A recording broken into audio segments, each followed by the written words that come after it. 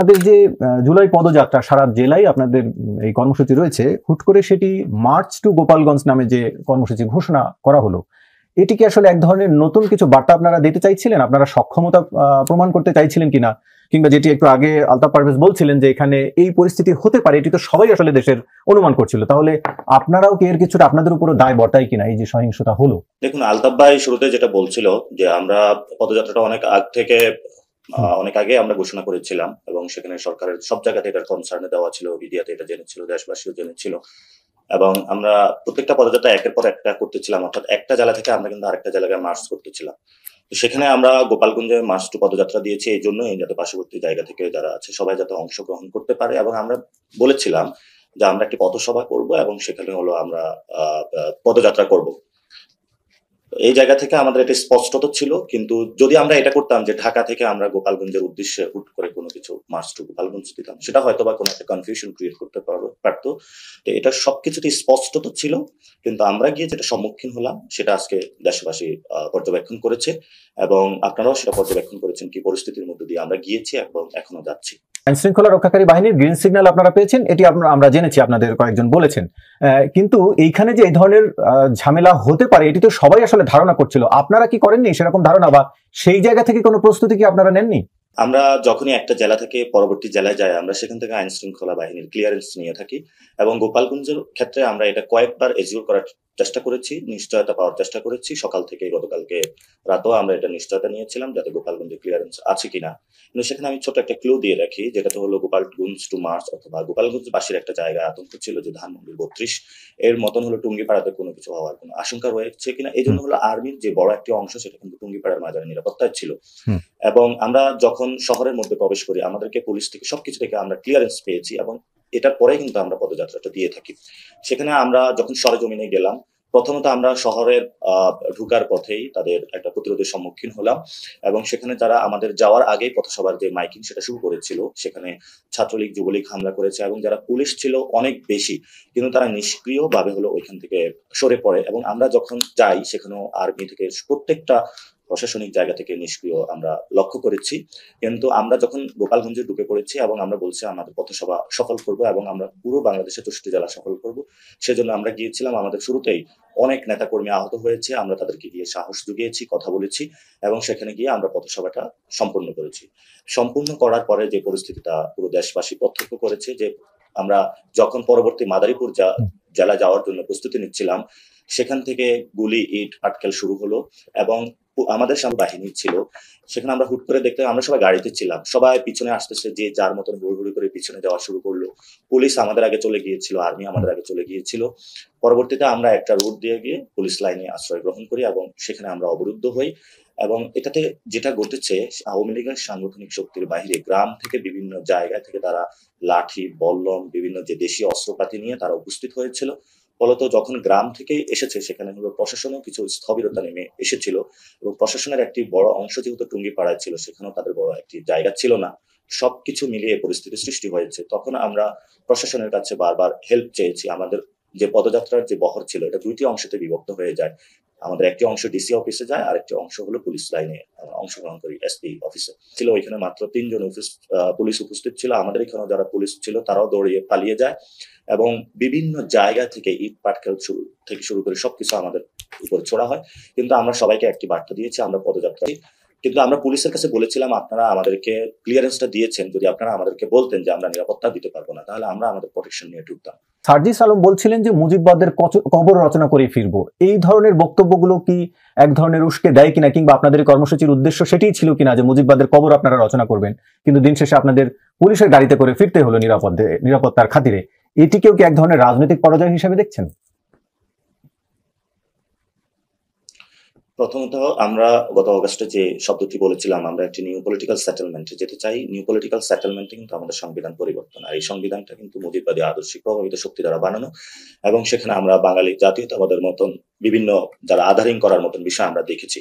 ফলত বাচনভঙ্গি ভিন্ন হতে পারে, কিন্তু আমাদের এই বার্তা একটি, বাংলাদেশে যে মুজিববাদী যে শক্তি রয়েছে, যা বাংলাদেশের অস্তিত্বের জন্য হুমকি, সার্বভৌমত্বের জন্য হুমকি, আমরা বাংলাদেশকে যদি রক্ষা করতে চাই তাহলে মুজিববাদের বিরুদ্ধে আমাদের প্রতিরোধ করতে হবে। এবং আপনারা কেন প্রতিরোধ করতে হবে, আমরা কেন এই বার্তাটা বারবার দিয়ে গিয়েছিলাম, তাদের জঙ্গি স্টাইলের হামলা কার্যক্রম আজকে দেশবাসী প্রত্যক্ষ করেছে, যেটা আমরা আগে ভবিষ্যৎবাণী করেছিলাম এবং আমরা দেশবাসীকে এই বিষয়ে সজাগ থাকার চেষ্টা জানিয়েছিলাম, সেটা আজকে দেশবাসী প্রত্যক্ষ করেছে।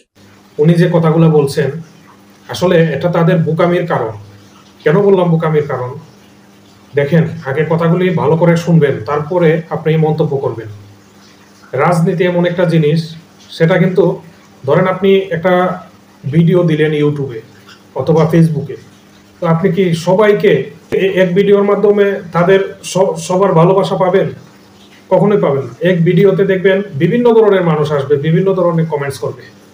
তার মূল কারণ কি? তার মূল কারণ এক এক জনের কাছে এক এক জিনিসটা ভালো লাগে। তো গোপালগঞ্জ যে এলাকা, এটা একটা ছোট একটা এলাকা বলা যায়, বাংলাদেশের মধ্যে ছোট্ট একটা এলাকা, সরিষার দানার মতো ছোট একটা এলাকা। তো ওই এলাকার মধ্যে দেখা গেছে আওয়ামী লীগের যারা এমপি মন্ত্রী ছিল তারা কাজ করছে হয়তো বা বেশি। এর মধ্যে সবচাইতে বড় যে জিনিস সেটা হলো ওই জায়গায় বঙ্গবন্ধু শেখ মুজিবুর রহমানের ওই জায়গায় স্থাপনা রয়েছে। এখন আমি যে জিনিসটা বলতে চাই সেটা হলো, রাজনীতি বলতে এমন একটা জিনিস, সেটা হলো সবাইকে যেরকম খুশি রাখা যায় না, সেরকম এক একজনকে কিভাবে কিভাবে খুশি রাখা যায় সেই ব্যবস্থাও করা লাগে। যেমন ধরেন, আপনি সিলেটের মানুষকে এক ধরনের ভালোবাসা দিতে হবে, তারপর আপনি মৌলভীবাজারের মানুষকে এক ধরনের ভালোবাসা দিতে হবে, রাজশাহীর মানুষকে এক ধরনের ভালোবাসা দিতে হবে। এটার নামই রাজনীতি। এরকম করেই মানুষের মন পায়। এখন আপনি যদি চান যে পুরো বাংলাদেশটাকে আমরা একভাবে নিয়ে নিব, শুধুমাত্র আগে যে মার্চ ফর বাংলাদেশ করছিলাম ওইটা করেই আমরা জিতে যাব, তাহলে এটা হবে না বন্ধু, এটা হবে না ভাই, এটা কখনই হবে না, সম্ভব না। কারণ আপনি দেখেন একটা জিনিস, যখন মার্চ ফর বাংলাদেশ হয়েছিল, মার্চ ফর ঢাকা হয়েছিল, তখন কিন্তু ওই সময় শেখ হাসিনার বিরুদ্ধে তারা লড়েছিল। আর বর্তমানে যখন মার্চ ফর গোপালগঞ্জ হলো, তখন কিন্তু সবাই ভাবতেছে যে এটা যুদ্ধের কারণে, হয়তোবা তারা আসছে এখানে কোনো ধরনের কোনো সহিংসতা করতে, অথবা যে কোনো একটা প্রবলেম ক্রিয়েট করতেই তারা আসতেছে। এটা স্বাভাবিক, এটা মানবেই। কিন্তু তারা অতি উৎসাহিত হওয়ার কারণে এই ঘটনাটা আজকে ঘটলো। এই জন্যই রাজনীতিতে এক্সপিরিয়েন্স দরকার। রাজনীতিতে হুট করে আসলেই শুধুমাত্র এক্সপিরিয়েন্স হওয়া যায় না ভাই, কিছুটা হলো আগের এক্সপিরিয়েন্স দরকার। সেই এক্সপিরিয়েন্স দিয়ে আপনি কাজ করতে হবে। যেমন গোপালগঞ্জে আজকে যদি ধরে নিন, আমি আপনাদেরকে একটা বোঝানোর কথা বলতেছি, যে ধরে নিন আজকে বঙ্গবন্ধু শেখ মুজিবের মাজারকে আপনি জিয়ারতে গেলেন, মার্চ পর গোপালগঞ্জ এরকম না করে আপনি যদি জিয়ারতে যেতেন, তাহলে কিন্তু ওই মানুষগুলো আপনাদের উপর এরকম ভাবে অ্যাট্রাক্ট করতেন।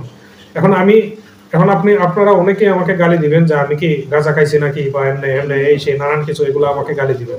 আচ্ছা, আমি আপনাদেরকে একটা জিনিস বলতে চাই, এই যে গোপালগঞ্জের মানুষগুলি, এতগুলো মানুষ, এই মানুষগুলি কি বাংলাদেশের না? এই মানুষগুলি কি আমাদের দেশের না? আপনারা কি জানেন? আমি নিজেও লড়েছি। তার মানে কি এই যে আমি মানুষগুলাকে ক্ষতিগ্রস্ত করব? আমি নিজেও শেখ হাসিনার বিরুদ্ধে লড়েছি, তাই বলে আমি শেখ হাসিনার হয়ে যাই নাই। আপনারা এই ধরনের গালি দিয়েন না ভাই আমাকে অনেকে। তো এই আমি বলতেছি শুনেন, যে তাহলে কি তারা বাংলাদেশের মানুষ না? তাহলে কি তাদের দায়িত্ব আমাদের নয়? তাহলে দিয়ে দিন, তারা তাদের ভাবে চলুক। এটাও তো করবেন না। যেহেতু তারা বাংলাদেশের মানুষ, সেহেতু বাংলাদেশের হিসাবে তাদেরকে আনেন, বাংলাদেশের হিসাবে তাদেরকে ক্রিয়েট করেন। মুজিব এসে তো আপনাদেরকে কোনো কিছু করে নাই, মুজিবের নামে করা হয়েছে। তাই বলে মসজিদে যদি জুতা চোর যায়, পুরো মসজিদটাকে কি কেউ গালিগালাজ করে? কখনোই গালিগালাজ করে না, কারণ দোষটা জুতা চোরের। একইভাবে দোষটা করেছে কে? শেখ হাসিনা করেছে। তো শেখ হাসিনা যেহেতু করেছে, তার লন্ডা করেছে, তো শেখ মুজিবকে আপনারা যেভাবে গালিগালাজ করেন বা ইয়ে করেন, আমার মনে হয় না যে এটা আসলে আপনাদের করা উচিত বা এরকম ভাবে ইয়ে করা উচিত। শেখ মুজিবের মাজার যদি আজকে জিয়ারত করতে যেত, তাহলে কিন্তু ভোটটাও পেত, আর এদিকে যারা মানে আওয়ামী লীগের ছিল তাদের থেকেও একটা ভালোবাসা পেত এবং এই ধরনের কর্মকাণ্ড হতো না। আজকে এই কর্মকাণ্ডের জন্য আন্তর্জাতিক পর্যায়ে কি যে ক্ষতিগ্রস্ত হলো বাংলাদেশ, এই যে ভারত থেকে ধরে এই গুলাগুলি যা আছে সবকিছু দেখাচ্ছে যে বাংলাদেশের মধ্যে কত বড় মানে সবাই সব ইয়ে হয়ে গেছে, কি বলে এটাকে জঙ্গি গোষ্ঠী এসে গেছে, পুলিশ সহ জঙ্গি হয়ে গেছে, এই সে নানান কিছু আন্তর্জাতিক পর্যায়ে দেখাচ্ছে। তাহলে ক্ষতিটা কার হলো? ক্ষতিটা কিন্তু দিন শেষে আমাদেরই হলো। সুতরাং আগামীতে কোনো সম্মেলন করতে হলে সাবধানে করবেন, সতর্কভাবে করবেন এবং রাজনীতি বুঝে করবেন। হুট করে গিয়ে যে গায়ের জোরে করে নিব সবকিছু, এ ধরনের কাজ করবেন না। ভালো থাকুন, সুস্থ থাকুন এবং দেশের সাথে থাকুন, দেশের মানুষের সাথে থাকুন, দেশের পক্ষে থাকুন এবং কোনো স্বৈরাচারকে আবারও আসতে দিন না। ভালো থাকুন, সুস্থ থাকুন, চ্যানেলটিকে সাবস্ক্রাইব করবেন। আসসালামু আলাইকুম।